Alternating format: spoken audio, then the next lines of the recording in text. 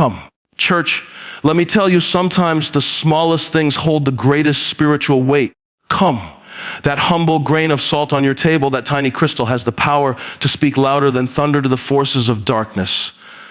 Tonight, come. I want to share with you why witches fear salt, not because of its texture. Come. Not merely its color, but because salt carries covenantal power that evil cannot withstand. When you hold something as simple as salt in your hand, come. It doesn't look like much, tiny white crystals, easily poured, easily scattered.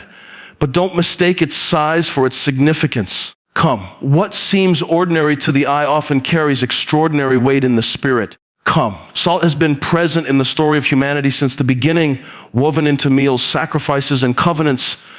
It is both common and sacred. Come. And in that paradox lies its power. It's more than flavor for your food. It's a symbol of permanence, purity, and divine faithfulness. Salt, come. In every culture and every generation has meant something greater than itself. It preserves, it purifies, it protects. In the natural, it keeps meat from rotting. Come. Keeps food from spoiling. In the spiritual, it points to a God who keeps his people from corruption, who guards them from decay. When salt touches something, come. It changes it. It doesn't leave it the same. That's why there is reverence tied to it, why there's weight when we speak of it. Come, because it reflects the nature of a God who never shifts, never weakens, never loses his potency. From the ancient altars where sacrifices were offered, come. Salt was sprinkled to signify covenant. It was a seal, a declaration that what was given was not temporary, but enduring. When salt entered the picture, come. It meant permanence. It meant God's promises are not fragile, they are everlasting. That's why people understood that salt belonged in sacred spaces. Come. It wasn't an accessory, it was a witness. It testified that what was placed before God would not be undone by time nor eroded by circumstance. Think about that. Come. Salt is simple, but it is steadfast. You don't have to use much of it, and yet its effect is undeniable. Isn't that how God works? Come. A little bit of his presence shifts an entire atmosphere. A little faith, like a mustard seed, moves mountains. A little salt carries the authority of permanence. Come. And suddenly the fleeting has to bow to the eternal. That is why darkness trembles when it sees salt. It is not because of its texture or its taste, come, but because of what it represents. Salt is a reminder that God has established boundaries no enemy can cross. Come. It is a reminder that there is a covenant no curse can break. It is a reminder that purity still stands in a world of compromise. Come. Salt is a declaration that holiness has weight, that righteousness has substance, and that light still overcomes. Even in folklore and tradition, come. Salt has been seen as a line of defense. Cultures across the earth placed it at doorways, poured it across thresholds. Come, carried it in small pouches close to their skin. Why? Because something in the soul recognized that salt marked a boundary between the sacred and the profane. Come, between the holy and the unclean, though their understanding may have been dim, the echo of truth was there. Salt guards, salt shields, salt stands as a barrier. Come. But the real power of salt doesn't come from superstition. It comes from what it represents. It is not simply about scattering white crystals. Come. It is about aligning yourself with the covenant of God, standing under his promises, declaring through your life that you belong to him. Come. Salt is a witness in the natural that points to the supernatural. It says what God has called his, he will preserve. What God has claimed, he will protect. Come. What God has consecrated, no darkness can defile. So when you see salt, don't just see something ordinary. Come. See the reminder that you are part of an unbreakable covenant. See the truth that purity still has power. See the promise that decay doesn't win. Come. That corruption doesn't get the final word, that the God who called you will keep you. Salt whispers it, even in silence, his promises endure. Come. His covenant is forever. And in a world where everything fades, that is weight worth carrying. There is something about salt that has always unsettled darkness. Come. From the earliest days of human history, people have instinctively known that salt is not just for food, it is for protection. Across cultures, across continents, come. Salt has been laid down like a barrier, drawn in circles, sprinkled at thresholds, placed in the corners of homes. Why? Because somewhere deep in the human heart, Come. There is an awareness that salt is a line that evil cannot casually cross. It isn't superstition that gives salt its power. It is the truth it points to. Come. Salt has always stood as a silent sentinel, a reminder of the covenant and purity that darkness cannot overcome. Come. Imagine a doorway with salt poured across the threshold. To anyone else, it looks strange, unnecessary even, but in the unseen realm, it speaks volumes. Come. It is a boundary that whispers, this house is not yours to enter. This family is not yours to touch. There is a spiritual resonance in salt. Come. Something that calls back to the eternal, that testifies to the preserving and purifying nature of God. Come. It does more than sit on the ground. It marks a line that cannot be blurred. In medieval times, when fear of witchcraft ran high, come.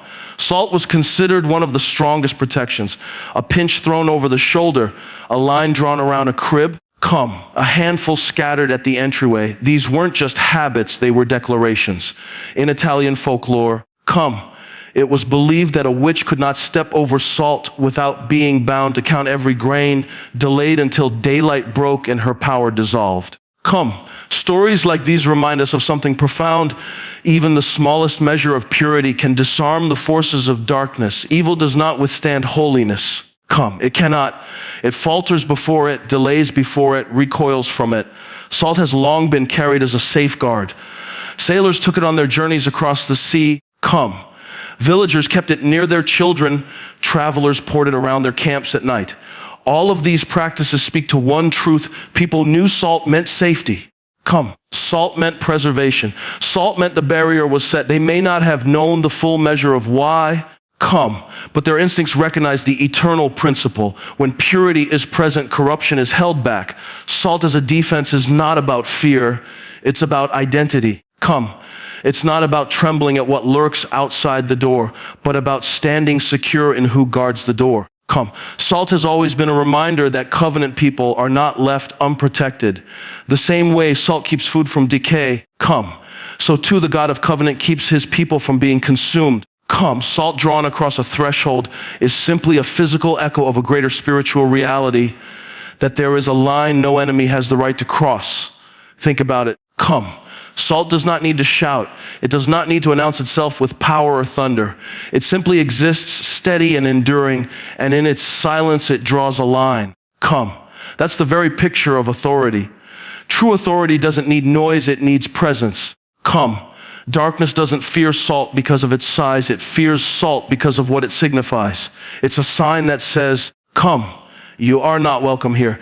It's a sign that says, this belongs to God. Every time you see salt, let it remind you of that. The world may pour out chaos. Come. The enemy may roar with intimidation, but there are boundaries they cannot cross. There are lines that have been drawn in covenant blood. Come. And salt is the shadow of that reality in the earth. Just as a circle of salt kept homes, families, and lived safe through centuries of fear. Come. So does the covenant of God hold you steady now? Salt is a line of defense because it mirrors the greater truth. What God protects, nothing can penetrate. And that, come, more than anything, is why salt has always unsettled the forces of darkness. There is a curious thread that runs through the old stories of salt, come, and it has everything to do with distraction and delay.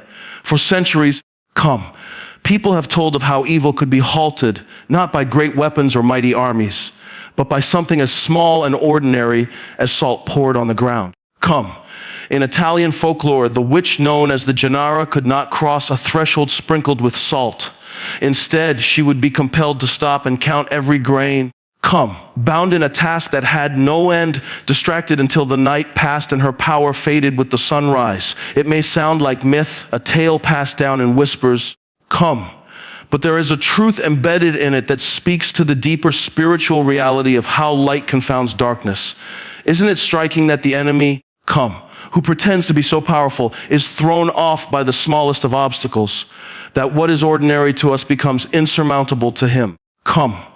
This is the very pattern of how God works. He uses what looks insignificant to shame the strong. He uses what the world calls foolish to confound the wise. Come. Salt poured on a doorstep doesn't seem like much, but in these stories it becomes the very thing that delays evil, holds it back, keeps it from moving forward. Come. What looks like distraction in the myth is actually revelation in the spirit. Purity, no matter how small, halts corruption in its tracks. Come.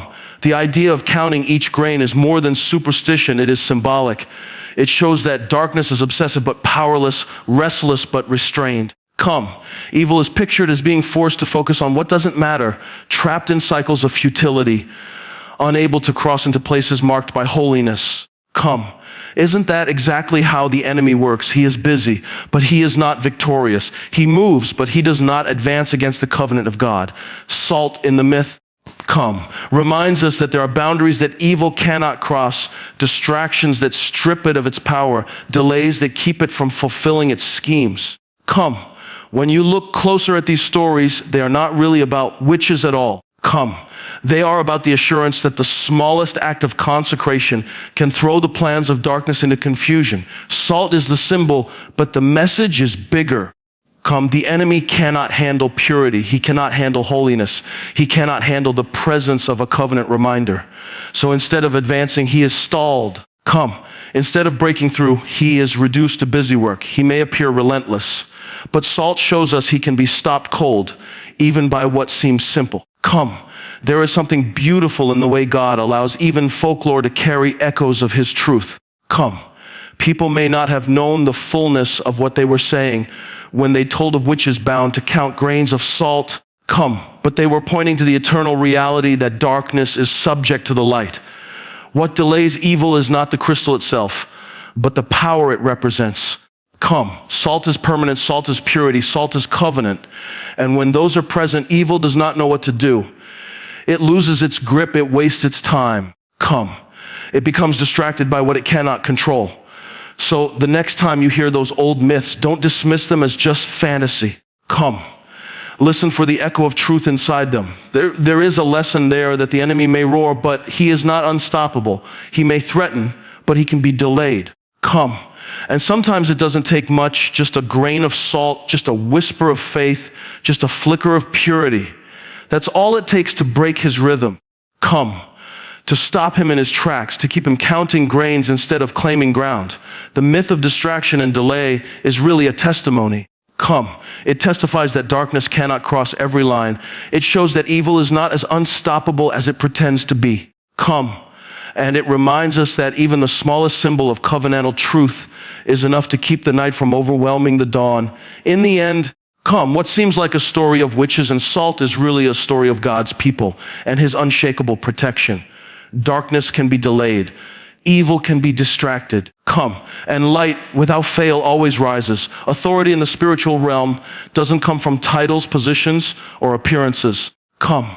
It comes from alignment with the one who holds all power. Darkness trembles not at human strength, but at divine authority. Come. And that authority is not something we beg for. It's something we walk in when we are anchored to the covenant of God.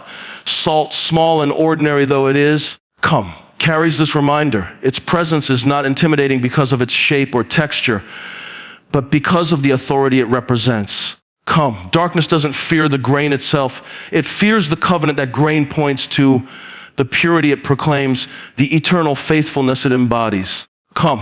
When light stands in the presence of darkness, there is no contest. Darkness doesn't negotiate. It doesn't push back with equal force. It simply flees. Come. Authority in the Spirit works the same way. It isn't about striving or struggling. It is about standing.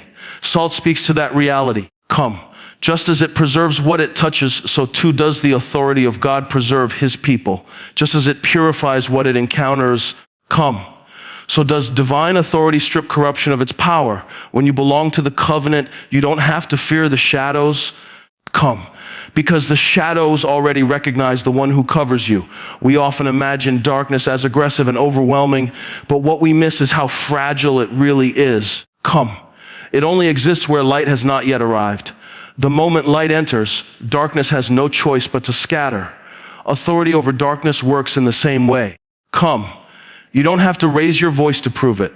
You don't have to wave your arms or manufacture power. You simply stand in alignment with the covenant. Come, and darkness has to yield. Salt embodies this truth, a quiet presence, a steady witness, a symbol that does not shout but still commands. Come.